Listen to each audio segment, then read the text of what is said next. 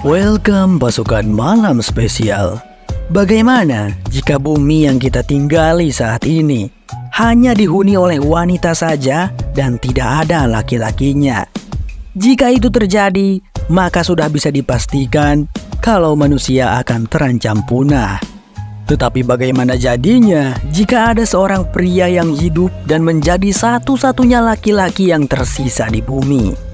Terdengar mustahil, tetapi hal itu benar-benar terjadi pada Yorick yang merupakan pemeran utama dalam film yang berjudul Why the Last Man.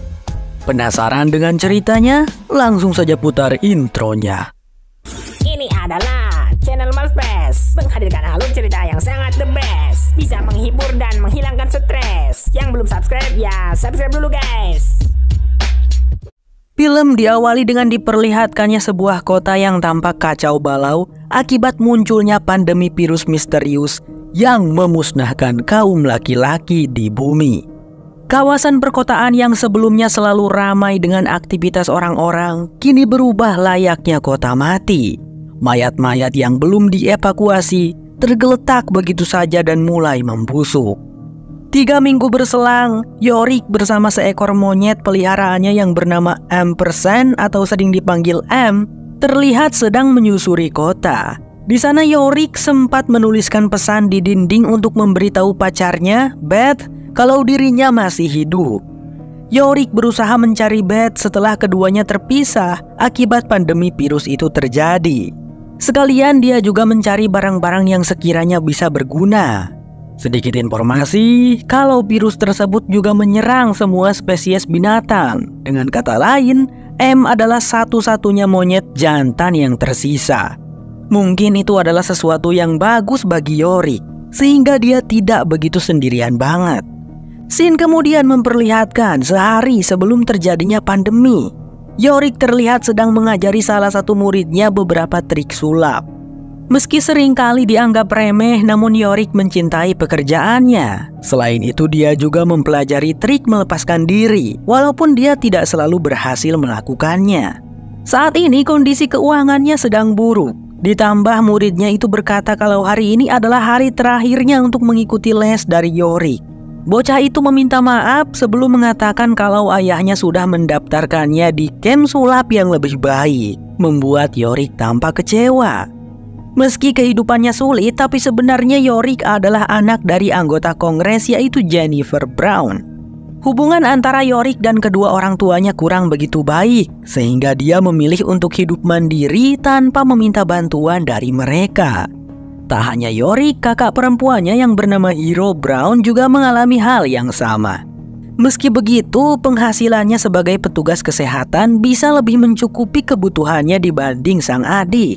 Yorick kemudian pergi menemui kakaknya untuk meminjam uang. Hero menolak sebab dia sendiri tidak punya cukup uang, tapi Yorick memaksanya. Yorick membutuhkan uang itu untuk membeli beberapa hal, karena malam ini dia berencana untuk melamar Beth, kekasihnya. Hero terlihat terkejut setelah mendengar hal itu. Beth memang gadis yang baik, Hero menyukainya, tapi sekarang bukanlah waktu yang tepat untuk menikah. Yorick bahkan belum memiliki pekerjaan tetap. Sekarang saja Yorick merengek meminjam uang padanya. Sebagai kakak yang baik, Hero mencoba menasehati adiknya, tetapi orang bebal satu itu tidak mau mendengarkan. Meski begitu, Hero tetap memberinya uang dan Yorick menerimanya. Scene lalu berpindah pada seorang wanita bernama Nora yang pada saat itu berada di tempat latihan tembak mendampingi presiden. Presiden kemudian bertanya apakah Nora bisa menembak. Nora tak langsung menjawab.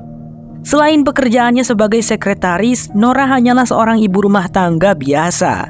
Tapi karena keinginannya untuk menyenangkan hati presiden, dia pun berbohong dan menerima tantangan itu. Take the damn shot. Don't I need to sign the waiver? Just don't point it at me. Keep your eyes open. For the love of God. Di sisi lain, Jennifer yang merupakan ibu dari Yorick dan Hero terlihat menghadiri sebuah pesta ulang tahun istrinya presiden, yaitu Marla. Nora juga berada di sana. Dia lalu memberitahu Jennifer kalau presiden memanggilnya. Mereka bertiga lalu membahas soal pernyataan negatif Jennifer pada presiden dalam pers beberapa jam yang lalu. Perlu diketahui kalau masa jabatan presiden akan segera berakhir, dan Jennifer adalah salah satu kandidat untuk menjadi presiden selanjutnya. Meski keduanya sempat berteman, tetapi presiden tidak berpihak kepada Jennifer dan malah menunjuk kandidat lain, yaitu Regina Oliver. Dan hal itu mempengaruhi hubungan pertemanan mereka. Setelah berbicara dengan presiden, Jennifer pergi untuk menemui suaminya. Keduanya menghadiri pesta yang sama namun tidak datang bersamaan. Hubungan mereka merenggang setelah suami Jennifer ketahuan selingkuh. Meskipun begitu, Jennifer masih mau untuk memaafkan suaminya dan mengajaknya berdamai. "Mari kita lupakan itu dan memulainya lagi dari awal," ungkap Jennifer. Tapi suaminya tetap bersikukuh untuk bercerai dan sudah menyiapkan pengacara. Kembali pada Yorick. Malam itu dia terlihat sudah mempersiapkan makan malam spesial bersama dengan Beth.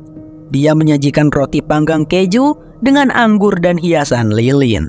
Because it was objectively terrible. I mean, he uses semicolons. I gave Ryan a C on his term titled Little Shits. Ryan, the kid I was telling you about, literally no discernible reason to use a semi-class. Semicolons are tricky. Whoa, what? Beth menyukai roti panggangnya dan mengatakan kalau rasanya sangat enak. Di sela-sela pembicaraan mereka, Yorick menyinggung soal kepindahan Beth ke Australia karena masalah pekerjaan. "Aku akan ikut denganmu," ucap Yorick dengan tegas. "Tapi bagaimana dengan pertunjukan sulapmu? Itu adalah peluang yang besar," jawab Beth. Beth tidak ingin Yorick menyia-nyiakan kesempatan itu. Bisa saja pertunjukannya nanti adalah awal mula dari kesuksesan Yorick. Namun Yorick Sibogeng tetap bersikeras. Dia yakin di Australia sana dia bisa mendapat kesempatan yang serupa. Yorick kemudian berlutut dan berkata, "Maukah kau menikah denganku?" Beth terkejut. Dia tampak senang melihat cincin yang diberikan oleh Yorick, tapi dia tetap berpikir rasional. Mereka masih sangat muda. Yorick bahkan belum memiliki pekerjaan tetap. Bagaimana Yorick bisa menafkahi keluarganya nanti? Selain itu, Beth belum bisa merelakan kebebasannya. Dia masih ingin bergaul dan bertemu dengan orang-orang. Mendengar hal itu, Yorick mulai bersikap menyebalkan dan membuat Beth marah. Beth lalu pergi sembari mengatakan kalau dia akan berangkat ke Australia dalam beberapa jam lagi. "Tidak, Beth, maafkan aku," bujuk Yorick. Tetapi Beth tetap pergi meninggalkannya. Di sisi lain, seorang agen rahasia dengan kode 355 terlihat sedang dijemput oleh sebuah mobil setelah selesai menjalankan misinya. Di dalam mobil, dia diberikan beberapa dokumen yang berisi identitas palsu yang akan dia gunakan dalam misi selanjutnya. Agen 355 ditugaskan untuk menjadi pengawal presiden di Pentagon, yaitu salah satu gedung pemerintahan. Setelah mendapat misi tersebut, agen 355 pun pulang. Dia membuang baju-baju yang dipakai sebelumnya dan sedikit mengubah penampilan dengan memotong rambutnya agar lebih rapi. Pada episode ini, cerita masih berfokus untuk memperkenalkan beberapa karakter yang berperan penting pada sepanjang film. Selain yang sudah disebutkan tadi, ada beberapa orang lagi. Di antaranya adalah seorang wanita bernama Kimberly yang merupakan anak dari presiden saat ini. Lalu ada Christine yang bekerja sebagai sekretarisnya Jennifer sekaligus orang kepercayaannya. Masih pada malam yang sama, Christine terlihat sedang membawa satu setelan baju Jennifer yang baru selesai di laundry. Dia harus mempersiapkannya sekarang karena besok Jennifer akan memakainya untuk pergi bekerja. Pacarnya Christine yang datang menjemputnya tampak sedikit mengeluh karena Christine masih saja memikirkan soal pekerjaan di tengah-tengah kencan mereka. Christine hanya tertawa setelah mendengar perkataan itu dari kekasihnya. Namun tiba-tiba sesuatu hal yang aneh terjadi. Muncul segerombolan tikus yang entah dari mana asalnya terlihat berlarian ke jalanan. Christine dan pacarnya langsung naik ke atas mobil membiarkan tikus-tikus itu lewat. Entah apa yang baru saja terjadi pada gerombolan tikus itu. Tapi Christine merasa sangat terkejut dan juga kebingungan. Setelah acara ulang tahun istri presiden selesai, Nora pun pulang ke rumah. Aktivitasnya yang padat karena tuntutan pekerjaan membuatnya sangat kelelahan. Nora hanya bisa menghela napas melihat keadaan rumahnya yang berantakan. Ketika Nora hendak memeriksa pekerjaannya kembali, suaminya muncul dan memeluknya dengan hangat, membuat Nora sedikit tenang. Mereka sudah menikah cukup lama dan memiliki 2 orang anak, 1 perempuan dan 1 laki-laki. Saat Nora bekerja, suaminya lah yang bertugas untuk menjaga anak-anak mereka. Kebalik ya. Cerita berpindah pada Hiro, kakaknya Yorick. Seperti yang sudah dijelaskan sebelumnya, Hiro bekerja sebagai tenaga medis dan ia berpacaran dengan rekan kerjanya sendiri. Pria itu, atau kita sebut saja Jack, ternyata sudah menikah dan sudah mempunyai seorang anak. Waduh, parah nih si Jack. Meski Hiro sadar hubungan mereka salah, tetapi Hiro sangat mencintainya. Setelah mereka selesai melakukan adegan yang tidak halal, Jack bercerita kalau dia sudah berbicara dengan istrinya untuk berpisah. Mendengar itu, Hiro tersenyum dan merasa senang, karena itu berarti Jack lebih memilih untuk bersamanya. Jack lalu pergi sebentar untuk buang air kecil. Tak lama setelah Jack pergi, Hiro mendengar HP Jack bergetar menandakan adanya pesan masuk. Saat Jack kembali, Hiro sudah memakai pakaiannya kembali. Dia tampak marah setelah mengetahui kalau Jack sudah membohonginya. Jack sama sekali belum berbicara pada istrinya. Hiro sangat kesal, tetapi Jack beralasan kalau dia belum bisa melakukannya karena dia mempunyai seorang anak yang masih kecil. Jack, daripada selingkuh kan mending nyandung gitu kan. Jack terus mengatakan hal omong kosong yang membuat Hiro semakin marah. Hiro lalu melemparkan barang-barang yang ada di sekitarnya sembari mengusir Jack untuk segera pergi. Jack berusaha menahan kedua tangan Hiro agar berhenti. Namun Hiro memberontak dan memukul Jack dengan sesuatu hingga pria itu terjatuh.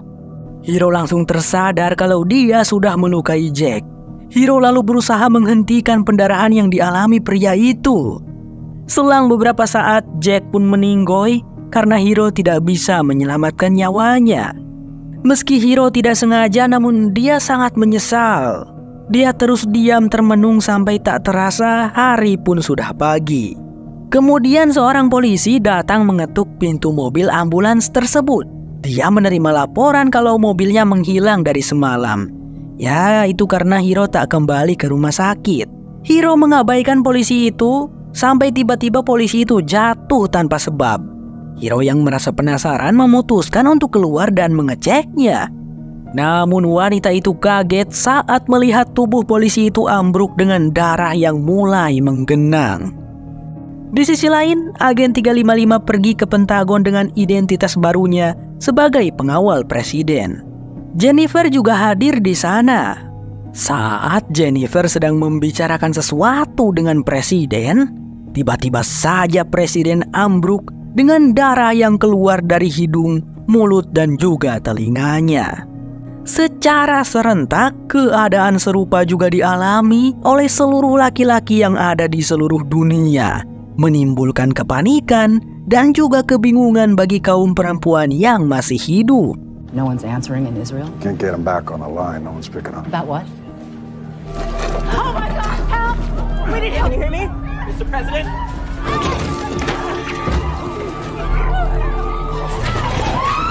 Fucking defense!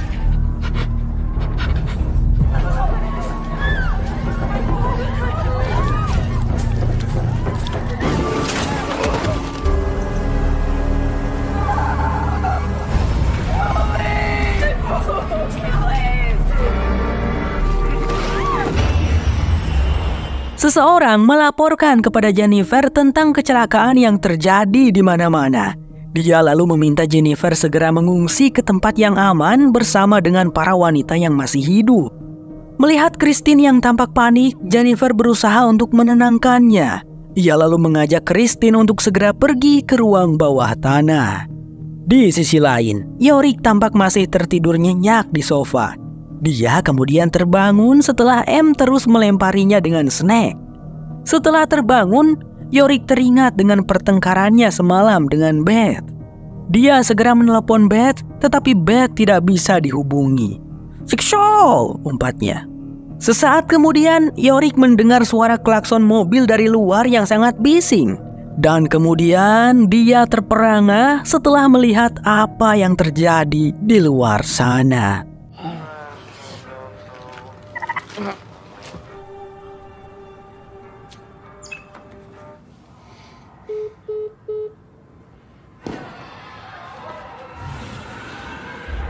Why The Last Man bersambung, berlanjut ke episode 2.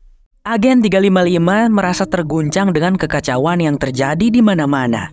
Hal ini begitu tiba-tiba dan terjadi secara serentak. Dia tidak mengerti apa yang sebenarnya sedang terjadi. Dia kemudian pergi ke toilet untuk sekedar membasuh tangan sembari menenangkan diri.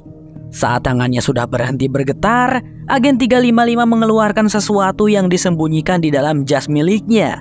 Benda itu berbentuk kapsul yang menyala merah setelah agen 355 menekannya. Tampaknya agen 355 sedang memberikan sinyal pada anggotanya yang lain. Selang 8 hari setelah pandemi misterius terjadi, agen 355 terlihat pergi ke suatu tempat seorang diri. Dia kemudian masuk ke sebuah bangunan yang terdapat ruangan rahasia di dalamnya. Di sana dia menemukan kalau rekan-rekannya sudah mati. Pantas saja tidak ada yang menjawab sinyal darinya. Dia kemudian mematikan kembali kapsul itu. Ada beberapa markas yang tersebar di beberapa belahan dunia. Agen 355 lalu mencoba untuk menghubungi markas yang lain. Tapi tidak ada satupun di antara mereka yang menjawab panggilan darinya. Hal itu membuatnya frustasi. Beberapa saat kemudian, dia beralih ke ruangan lain dan mengambil sebuah kotak yang isinya terdapat barang-barang miliknya. Di dalam kotak itu dia menemukan kertas yang bertuliskan sebuah alamat yang belum diketahui tempat apakah itu. Di sisi lain, Jennifer melihat aksi warga sipil yang sedang melakukan demo di layar monitornya. Perlu diketahui kalau sekarang Jennifer sudah dilantik menjadi presiden. Sebab calon presiden selanjutnya yaitu Regina tidak diketahui keberadaannya. Di sana Jennifer sedang melakukan rapat untuk membicarakan beberapa hal, termasuk pembangkit listrik yang tidak lama lagi akan segera mati karena persediaan batu bara yang akan segera habis. Tiba-tiba agen 355 datang untuk meminta berbicara empat mata dengan Jennifer. Setelah mereka berdua berpindah ke tempat yang sepi, agen 355 mengakui identitas aslinya pada Jennifer tentang dia yang ditugaskan untuk melindungi mendiang presiden. Atasannya agen 355 mengatakan kalau mendiang presiden berada dalam ancaman, tetapi atasannya itu tidak menjelaskan secara rinci sehingga agen 355 tidak tahu apakah ancaman tersebut berhubungan dengan pandemi misterius yang terjadi. Agen 355 juga tidak tahu apakah masih ada anggotanya yang tersisa untuk membantunya atau sekedar memberikan informasi. Tapi satu hal yang pasti, kalau sekarang dirinya ada hanya untuk mematuhi perintah dari presiden, yaitu Jennifer. Pembicaraan keduanya terinterupsi karena para pendemo berhasil menerobos pagar pembatas. Jennifer lalu memerintahkan untuk menarik kembali anggota tentara yang berjaga dan membiarkan gedung putih diambil alih oleh mereka. Itu hanyalah gedung, kita bisa membangunnya kembali nanti, ucap Jennifer. Hari ke-63, Yorick terlihat sedang memutar sebuah video di HP-nya. Di video itu tampak Beth sedang bercanda ria dengannya, sembari Yorick terus merekam momen tersebut. Yorick sudah menontonnya berulang kali. Mungkin dengan begitu dia bisa sekedar mengobati perasaan rindunya pada Beth. Sementara keadaannya saat ini, dia masih berusaha bertahan hidup bersama M dengan memanfaatkan persediaan makanan yang tersisa. Kembali ke tempat Jennifer, dia menjalankan tugasnya sebagai presiden dengan cukup baik. Meski posisi tersebut mengharuskannya mengambil keputusan yang sulit akibat kerusakan yang terjadi di mana-mana. Satu hal yang pasti bahwa Jennifer tetap memprioritaskan untuk menyelamatkan orang-orang yang masih hidup. Selang beberapa saat setelah rapat itu selesai, Jennifer lalu berbicara dengan agen 355 dan memberinya misi secara rahasia untuk pergi menyelamatkan putrinya. Mengapa Jennifer hanya ingin menyelamatkan Hiro dan tidak memikirkan Yorick? Jawabannya sudah jelas karena Jennifer berpikir Yorick sudah mati. Tidak ada satupun laki-laki yang tersisa di dunia ini, pikir semua orang. Agen 355 lalu menjelaskan kalau pencariannya akan cukup sulit karena Hiro bisa saja sudah meninggalkan kota. Namun Jennifer tidak mau tahu. Kau bilang kau mematuhi presiden. Jadi cari putriku, tegas Jennifer. Agen 355 kemudian mengangguk dan menerima misi tersebut. Sementara itu, Hiro terlihat sedang berada di pos penampungan. Di sana dia mendengar suara cekcok antara seorang wanita dengan seorang petugas. Wanita itu, atau kita sebut saja Mary, memaksa petugas untuk mencari keberadaan suaminya. Wanita itu tahu kalau suaminya pasti sudah mati dan dia tidak gila. Dia hanya ingin tahu di mana jasad suaminya berada. Tetapi tidak ada seorang pun yang mau membantu. Hiro terus memandangi Mary lalu mencoba sedikit berbasa-basi. Dia melontarkan beberapa pertanyaan untuk mengetahui siapa suami Mary dan sepertinya dia bisa menebaknya. Do you know where that's who you're looking for? Someone who's sick. Okay. He wasn't even supposed to go in that night. Please follow me. Singkat cerita, Hiro pun kembali ke tempat pengungsian. Di sana dia tinggal bersama teman baiknya, Semi, dan beberapa orang yang lain. Seharusnya Hiro kembali dengan membawa barang yang sudah dituliskan di dalam catatan, yaitu sebuah kompor kemah. Mereka mulai mengumpulkan barang-barang untuk perbekalan karena mereka harus secepatnya pindah ke tempat lain sebelum jembatannya ditutup. "Dari mana saja kau? Kami semua mengkhawatirkanmu," ujar Semi. Hiro tidak menjawab dan hanya mengacungkan pisau lipat tadi sebagai alasan kepergiannya. Lah bang, ini Semi kok masih hidup? Sedikit informasi ya guys ya, Semi bukan seorang laki-laki tulen, melainkan transgender. Waduh. Kembali pada cerita, Hiro mengeluh kalau dia tidak mau pergi. "Aku mau di sini saja," ungkap Hiro. Tapi Semi meyakinkan bahwa tidak ada pilihan lain. Persediaan makanan semakin hari semakin menipis dan mereka harus makan untuk tetap hidup. Kecuali kalau sekarang mereka pergi menemui wakil pemerintah dan mengungkapkan identitas Hiro yang merupakan anak dari presiden. "Dengan begitu kita tidak harus susah-susah lagi mencari makanan ataupun air," ucap Semi. Tapi Hiro tidak mau. Dia sangat keras kepala saking tidak ingin menemui ibunya, Jennifer. Hiro kemudian bangkit berdiri. Dia mengatakan akan pergi mencari kompor kemah yang seharusnya dia bawa tadi. Di sisi lain, agen 355 memanfaatkan wewenang presiden agar bisa ikut menumpang pada 2 orang pilot yang akan berangkat ke New York. Awalnya kedua orang pilot itu, atau kita sebut saja Nini dan Nana, ditugaskan untuk menyebarkan selebaran. Namun, ada perubahan rencana, ucap agen 355 meyakinkan. Kesedihan, kemarahan, dan kebingungan dengan situasi yang sedang terjadi sekarang ikut dirasakan oleh semua orang. Namun, tidak semua orang bisa mengatasinya dan bisa kembali bangkit. Hampir sebagian besar demonstran menuding kalau pelakunya adalah pemerintah. Mereka berpikir bahwa pemerintah telah meluncurkan senjata biologi untuk memusnahkan umat laki-laki. Selain melakukan aksi demo, mereka, atau kita sebut saja pemberontak, juga melakukan pengerusakan dan penjarahan di gedung-gedung pemerintahan. Jennifer selaku presiden saat ini dengan tenang mendengarkan laporan-laporan tersebut. Padahal selama ini Jennifer sudah berusaha semaksimal mungkin, dari memperbaiki fasilitas umum dan juga masalah pembangkit listrik beberapa waktu lalu. Meski begitu, tak sedikit orang yang membenci dan mengutuk Jennifer di luar sana. Setelah mendengar laporan dan memberikan beberapa perintah kepada bawahannya, Jennifer lalu pergi untuk menemui Kimberly. Sejujurnya, Jennifer enggan menemui wanita itu, tapi dia sudah terlanjur berjanji. Tanpa berbasa-basi, Kimberly langsung menyinggung soal rencana evakuasi warga New York yang dipercepat. Sementara Jennifer belum melakukan upaya apapun untuk melindungi atau menyelamatkan bank sperma yang ada di Manhattan. Kimberly tahu kalau Jennifer sudah melakukan semua yang ia bisa. Namun tanpa adanya laki-laki itu artinya tidak akan ada masa depan. "Aku paham, tetapi kita hanya mencoba bertahan hidup saat ini," jawab Jennifer dengan tegas sembari beranjak pergi. Sementara itu, Yori kembali ke apartemennya dulu. Dia sengaja memakai jaket dan juga masker untuk menyembunyikan identitasnya. Seperti biasa, Yorick menuliskan sebuah pesan di dinding. Dia berharap ketika Beth kembali ke sana, Beth bisa membacanya. Tak lama setelah itu muncul para tentara yang berpatroli. Mereka menyebar selebaran sembari menghimbau agar masyarakat segera mengungsi ke tempat yang sudah disediakan. Melihat itu, Yorick segera bersembunyi dan menunggu sampai para tentara itu pergi. Tetapi M yang panik karena kedatangan para tentara keluar dari kandangnya lalu kabur.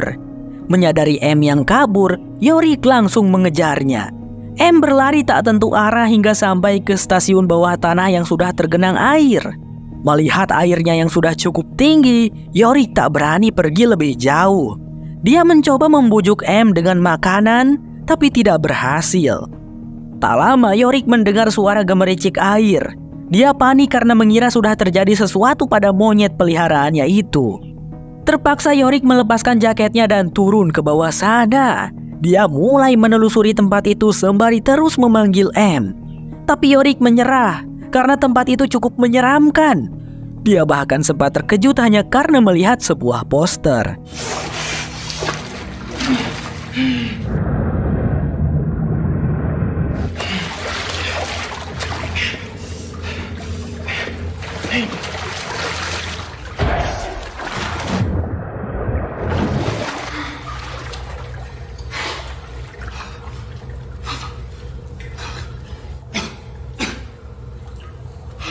Yorick yang terlanjur basah kuyup pergi ke sebuah toko untuk mengambil beberapa baju. Tapi sialnya, dia dipergoki oleh 3 orang wanita asing yang menjaga toko tersebut. Yorick menggigil kedinginan, dia bahkan belum sempat mengenakan bajunya. Yorick berlutut memohon ampun saat salah satu dari penjaga toko itu menodongnya dengan pistol. Yorick meminta maaf dan menjelaskan kalau dia tidak bermaksud jahat. Namun ketiga wanita itu tidak mengerti perkataannya sehingga situasi semakin menegang. Yorick lalu melangkah mundur secara perlahan sampai wanita itu baru menurunkan pistolnya saat Yorick pergi meninggalkan toko tersebut. Kembali pada Hiro, ternyata dia tidak pergi untuk mencari kompor seperti yang dia bilang pada Sam, melainkan pergi ke tempat mobil ambulansnya berada. Hiro tampak menutup hidungnya saat bau busuk mulai menyebar. Di dalamnya dia melihat kalau mayat Jack masih terbaring di sana. Hiro merogoh saku Jack dan mencari dompetnya. Dia kemudian pergi setelah mengambil KTP Jack. Selang beberapa saat, Hiro sudah berada di pos penampungan. Dia sengaja ke sana untuk menemui Mary sembari memberikan kartu identitas atau KTP-nya Jack. Mary terperangah dan menatap Hiro cukup lama. Setelah itu Mary berkata, "Kau orangnya bukan? Sudah kuduga ada seseorang yang lain." Mary kemudian pergi bersama bayinya setelah mengucapkan terima kasih. Sepertinya Mary sadar kalau Hiro adalah selingkuhannya Jack. Beberapa saat kemudian, Hiro kembali ke tempat pengungsian, namun tempat itu sudah kosong. Hiro dikejutkan dengan lampu yang tiba-tiba menyala, dan Sammy sudah berada di belakangnya. Sammy menjelaskan kalau orang-orang sudah pergi 1 jam yang lalu. Sammy kesal karena sudah menyia-nyiakan peluangnya. Namun dia tidak bisa meninggalkan Hiro sendirian. Keduanya kembali berdebat saat Sammy mendesak Hiro untuk pergi menemui ibunya saja. Hiro sempat menolak, tapi pada akhirnya dia mengalah dan mau menuruti kemauan Sammy. Di sisi lain, Nora tampak sedang berdebat dengan seorang penjaga.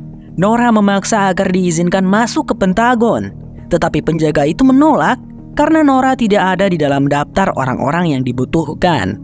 Nora mulai memohon belas kasihan. Dia bersama putrinya sudah menempuh perjalanan selama 1,5 hari agar bisa sampai di sana. Dia tak mungkin kembali begitu saja. Nora juga meyakinkan kalau penjaga itu menghubungi seseorang di dalam sana, pasti mereka akan mengenalinya. "Presiden Brown bahkan tahu aku," teriak Nora kesal. Tapi tetap saja penjaga itu tidak mengizinkan, sehingga Nora pun pergi dengan perasaan kecewa. Sementara itu di Pentagon, Jennifer terlihat sedang berada di kantornya. Suara ketukan membuatnya terkejut, karena tadi dia sempat melamun saat melihat foto Hiro yang masih kecil. Marla muncul dari balik pintu. Dia mengajak Jennifer untuk menemaninya minum, tapi Jennifer menolak karena dia masih punya banyak pekerjaan. "Apa yang bisa aku bantu, Marla?" tanya Jennifer. Marla lalu menjawab, "Aku ingin pulang." Sedikit informasi, kalau Jennifer dan orang-orang yang bekerja di pemerintahan tinggal di Pentagon. Di gedung itu mereka bisa mendapatkan fasilitas yang memadai seperti tempat tinggal dan makanan. Marla protes karena berpikir telah diperlakukan layaknya seorang tahanan. Tapi Jennifer langsung menyangkalnya dan meminta Marla untuk bersabar. Setidaknya selama beberapa bulan sampai situasi kembali kondusif. Singkat cerita, Yorick kembali ke stasiun bawah tanah. Dia menangis sembari menonton videonya bersama Beth. Dalam video itu, diketahui kalau M adalah hadiah yang Yorick berikan untuk Beth. Namun Yorick sedih karena sekarang dia sudah kehilangan M. Tanpa diduga, M muncul dari luar membuat Yorick kembali tersenyum bahagia. Setelah berhasil menemukan M, Yorick pergi ke apartemennya Hiro. Tapi di sana tidak ada siapa-siapa. Yorick terduduk lesu, sekarang dia tidak tahu harus kemana lagi. Selang beberapa saat, Yorick tampak sudah tertidur bersama dengan M. Tetapi dia segera terbangun setelah mendengar sebuah suara. Sepertinya ada seseorang yang berusaha membobol pintu. Yorick yang sadar akan dalam bahaya, langsung mengambil sebuah gitar dan bersembunyi di balik tembok. Ketika dia hendak menyerang orang tersebut, orang itu balik menyerangnya hingga tubuhnya terjatuh.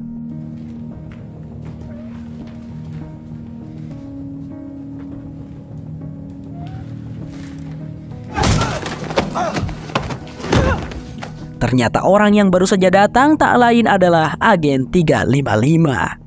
Singkat cerita, Agen 355 kembali ke Pentagon dengan membawa Yorick. Jennifer sudah menunggunya di sana dan langsung memeluk putranya dengan erat. "Di mana kau selama ini, Nak?" tanya Jennifer tak percaya. Why The Last Man bersambung.